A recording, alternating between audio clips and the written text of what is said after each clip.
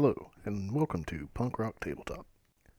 Today, I'll be talking a little bit about one of my favorite board games of all time, Stratego. And it is one of my favorites because it requires a ton of strategy, deception, and foreplanning. The reasons for which you'll see after I explain a couple of the rules for those out there that have not played this classic board game. And I can only assume that many of those out there have not really sat down and played a game of Stratego, because though it is one of my favorites to play, it is near upon impossible for me to find an opponent for it. The reason for which I can only assume, being here in East Tennessee when I'm in my physical form here, most people here are afraid of numbers. But for those of you that don't mind number crunching and really enjoy strategy and deception and forethought and planning, this game belongs on your shelf. The object of the game is, each player is a general of an army. It is your goal to capture the opposing team's flag. The flag and all of your individual units are little pieces on the gridded game board. During the setup, and this is where I will mention that I currently have the 1996 Milton Bradley version of this game, which includes a little barrier to sort of obfuscate each player's placement of pieces on the board. Before this cardboard was used, you had to carefully place your pieces on the board in a way that would not give away what the pieces' values are. Anyway, back to my point. To set the game up, there is a red player and a blue player. That player takes his or her pieces after the little obfuscating board is placed up. That way you can't cheat like a whole bunch of dirty paws, and place your pieces on the game board. You have a flag piece, which, if captured by your opponent, you lose. The only other type of piece that does not have a number on it besides your flag are your bombs, of which I believe you get 6. Typically, you'd want to place a couple of bombs around your flag, because what sort of military strategist would not do that? But then you also need to place the rest of your pieces. Your army, each individual piece has a number, besides the spy, who just has a little S. The numbers come into play when attacking and defending certain positions, which we will get to. Patience. Anyway. After the setup is complete, you remove the little board from the center and randomly select one of the two players to go first.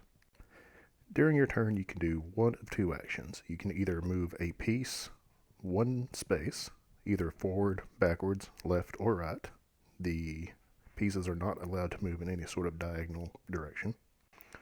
Or you can have your piece attack a enemy piece that is adjacent to it. Again, either forwards, backwards, left, or to the right.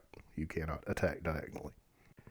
In the standard rules of play, when an attack happens, which again, you can only attack an adjacent unit, both players reveal what pieces are involved in the conflict. Whichever piece has the higher number, at least in this printing, which uses the European numbering system, whichever piece has the higher number wins. The lower number piece is then captured and placed back into the game box.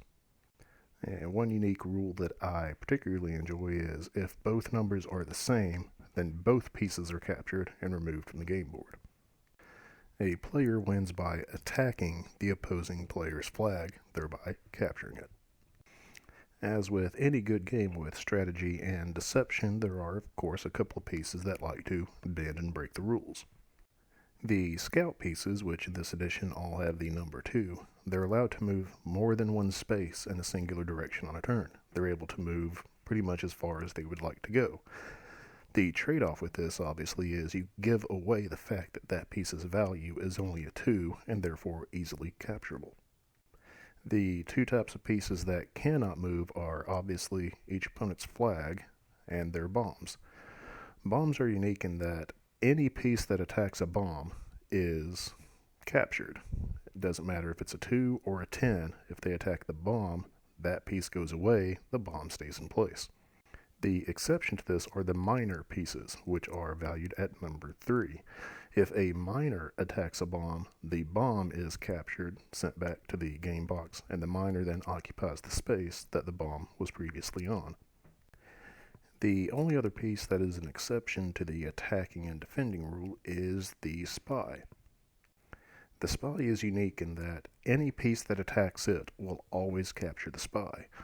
The only piece that a spy can successfully capture besides the opponent's flag is their general, valued at number 10. Which means that it boils down to the spy is only good for capturing your opponent's highest valued piece, that number 10, of which each player only has one. Though keep in mind that if the general, the 10 piece, attacks the spy will be captured. With all of that being the basic rules, there are a couple of strategies and tips that most players should keep in mind. Planning that your opponent has their flag completely centered around a cluster of bombs. You want to keep miners active and close to defuse those bombs, but you don't want all of your miners to get captured early on near the beginning of the game.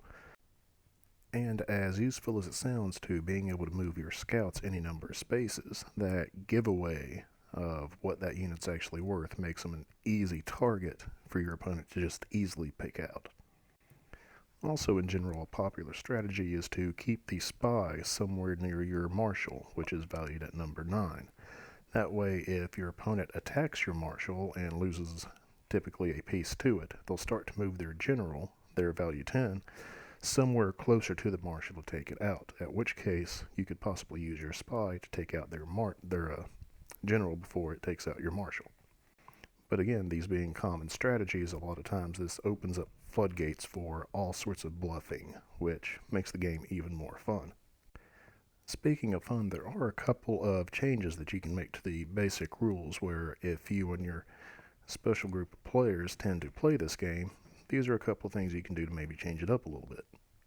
The base game board has an area in the center known as No Man's Land, which contains two 2x2 squares of water, which are impassable and no units can move on or across them. This sort of forces the pieces into the left, right, and very center sort of lanes of going down, preventing an all-out frontal assault from one player to the other. Though I would suggest if you entertain the thought of creating your own maps to use for pieces, keep it away from having a completely open center of the area. These choke points and sort of bottlenecking sort of drive the strategy and planning that both players have to do. One rules variant that I particularly like is to have a third party involved that is completely neutral, so don't ask your local Paul to do this for you. The referee that this third player would be the judge in any attack. Only the third party involved, the referee, would see both pieces when one piece attacks another. That referee looks at the numbers, compares the rules, does what they need to do to figure out who would win the encounter, and the captured piece is handed back to that player. This keeps the player knowledge limited to the players themselves as to what they have versus what their opponents have. You simply know whether you win or lose an attack, and not exactly what the value of your opponent's piece is. Other rules variants and other fun things you can do in Stratego, I will cover in my upcoming article to be featured next week on www.theculturecache.com. Until then, be sure to check www.theculturecache.com for all the culture that matters to you. While you're there, I know that you in particular, have been meaning to order the latest and only book from the Welcome to Nightvale series. Might as well kill two birds with one stone and click on that Amazon link that you find at theculturecache.com.